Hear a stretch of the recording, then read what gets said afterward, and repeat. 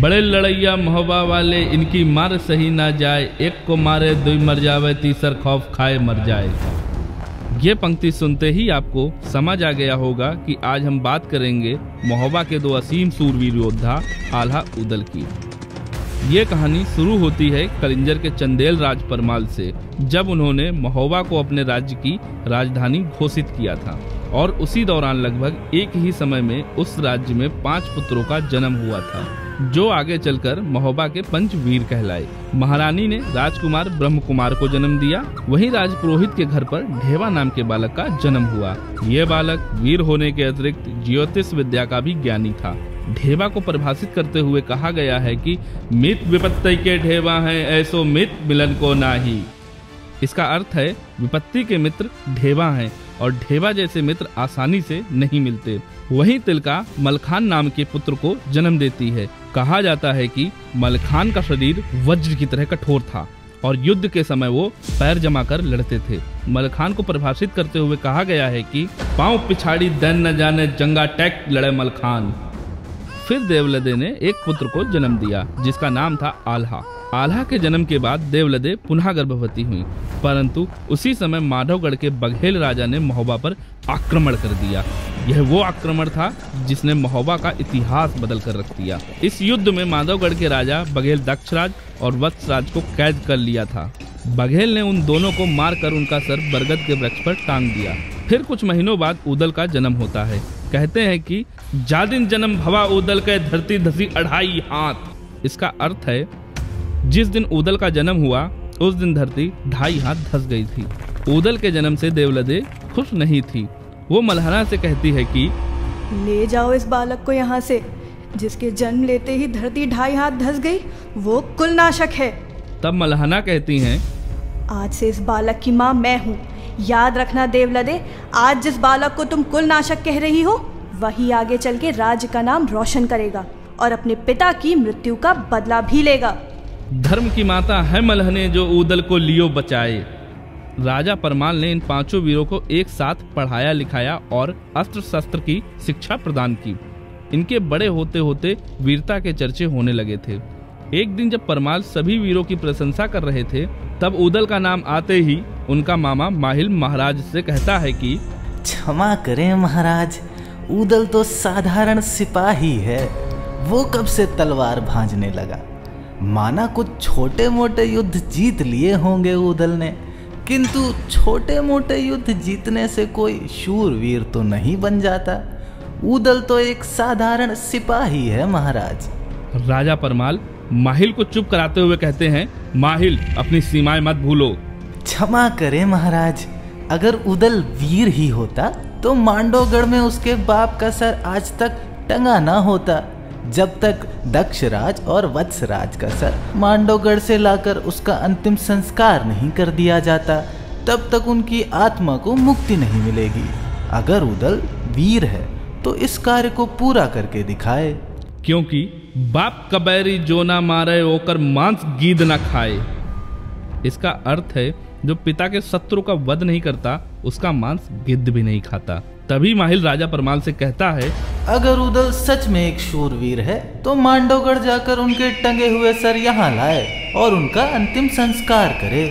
उसी समय वहाँ उदल आ जाते हैं और महाराज से पूछते हैं कि महाराज किसके सर और कहाँ टंगे हैं। परमाल इस बात को काटने का प्रयत्न करते हैं, परंतु माहिल उदल से कहते हैं कि उदल के किसी पूर्वज का सर मांडवगढ़ में टंगा हुआ है।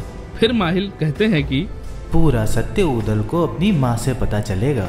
उदल एक क्षण व्यर्थ किए बिना ही अपनी माँ के पास जाते हैं और बहुत पूछने के बाद देवलदे उन्हें बताती हैं कि टंगी खुपड़िया बाप चचा की मांडवगढ़ बरगद की डार, आधी रतिया की बेला में खोपड़ी कहे पुकार पुकार, कहवे आला कहवे उदल कहवे मलके लड़ाइते लाल, बचके आना मांडवगढ़ में राज बघेल ज्यूता काल। अरे बेटा अभी उम्र है बारी भोरी, खेलो खाओ दूध और भात, चढ़त जवानी तब बाहन पर तब जाके बघेल को मार। ऐसा गर्जा है दिवला का जैसे बिजली कौंदा खाए, भुजा उठाकर अब उदल ने माता से कहा सुनाए, मत घबरावे तू ओ माता, मांडव राज को मैं देखूं जाए, वंश सहित बघेल को मारूं, नाम मेरा उदल कहलाए।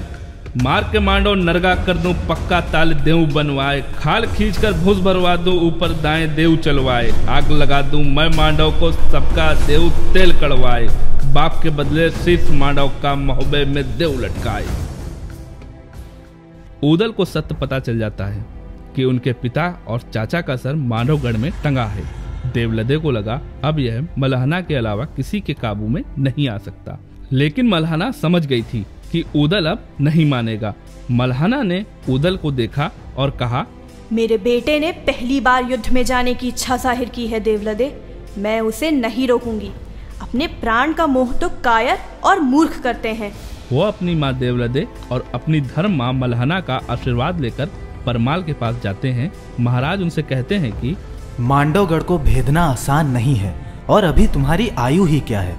ऊदल परमाल से कहते हैं कि क्षत्रिय की आयु अधिक होनी भी नहीं चाहिए।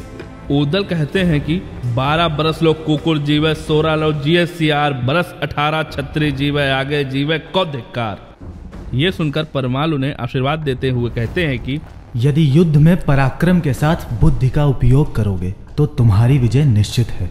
उसी दिन परमाल आल्हा को महोबा का सेनापति घोषित कर देते हैं और फिर उन 5 वीरों को 5 घोड़े देते हैं। इसके साथ ही महोबा की सेना मांडवगढ़ की ओर चल पड़ती है। सेना का नेतृत्व ब्रह्म कुमार कर रहे थे और वो अपनी सेना के साथ मांडवगढ़ के पास बबूल के जंगल में पड़ाव डालते हैं। वहीं बाकी चारों वीर योगी के भेष में मांडवगढ़ के किले में जाते हैं और वहां उनका काफी सत्कार भी होता है और वो चारों रानी से दुर्ग की परिक्रमा करने का आग्रह करते हैं। तो रानी राजकुमारी को आदेश देती है योगियों को संपूर्ण दुर्ग दिखाया जाए। इसी बीच राजकुमारी से इन चारों को पता चलता है कि वहाँ एक सुरंग है जो सीधे उसी बबूल के जंगल में जाकर निकलती है जहाँ महोबा के सैनिक थे। अगली सुबह होते ही महोबा की सेना मांडवगढ़ पर आक्रमण कर देती है। यह देखते ही बघेल राजा युद्ध की वागडोर अपने पुत्रों को दे देते हैं। आल्हा इस युद्ध को पंचव्यूह की रचना के साथ लड़ने का निर्णय लेते हैं और युद्ध आरंभ होता है।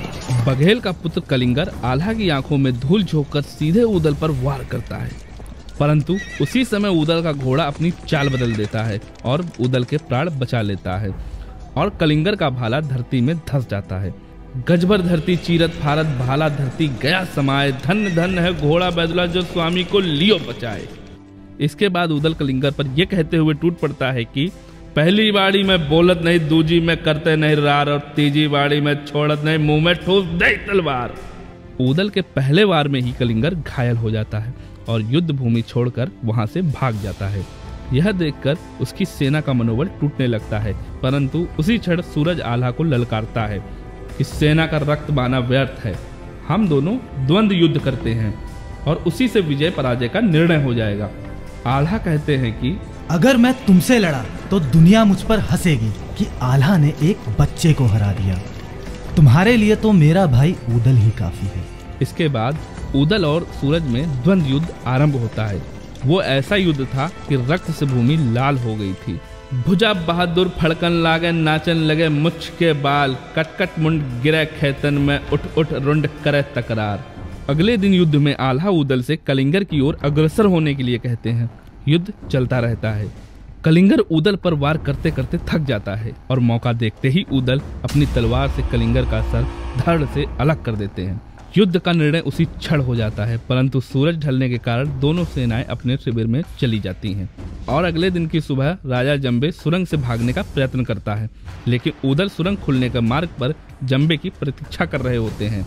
जंबे को बिना कोई मौका दिए वे उनका सर धड़ से अलग कर देते हैं। युद्ध समाप्त हो जाता है और चारों ओर महोबा की सेना की जयधुनी बजने लगती है। पांचों वीर वापस आकर सबका आशीर्वाद लेते हैं। आल्हा सम्मान सहित अपने पिता और चाचा का अंतिम संस्कार करते हैं और ऊदल की प्रतिज्ञा पूरी होती है। हर तरफ आल्हा और ऊदल की जय जयकार हो रही थी, लेकिन यह कहानी यहीं समाप्त नहीं होती, क्योंकि जब चुनौती वीरों के पास नहीं जाती तो वीर स्वयं चलकर चुनौती के पास जाते हैं। मांडवगढ़ की जीत के बाद क्या हुआ आल्हा ऊदल के जीवन में, ये जानने के लिए देखिए आल्हा ऊदल की कहानी भाग 2 और जुड़े रहिए भारत माता चैनल के साथ।